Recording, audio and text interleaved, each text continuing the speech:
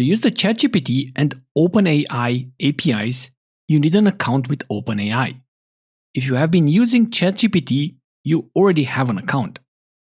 If you are not sure, go to platform.openai.com and try to log in.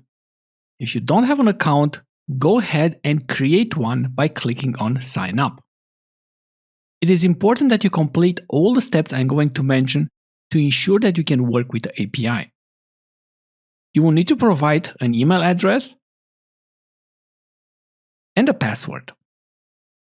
After this, check your email for a link that confirms your email address.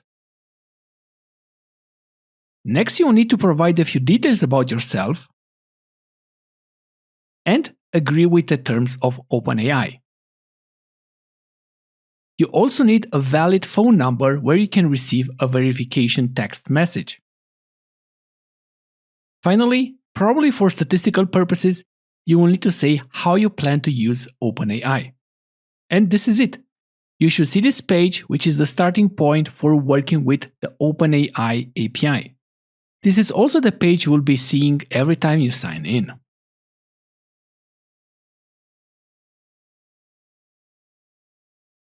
To use the ChatGPT and OpenAI APIs, you need an account with OpenAI. If you have been using ChatGPT, you already have an account. If you are not sure, go to platform.openai.com and try to log in. If you don't have an account, go ahead and create one by clicking on Sign Up. It is important that you complete all the steps I'm going to mention to ensure that you can work with the API. You will need to provide an email address and a password. After this, check your email for a link that confirms your email address.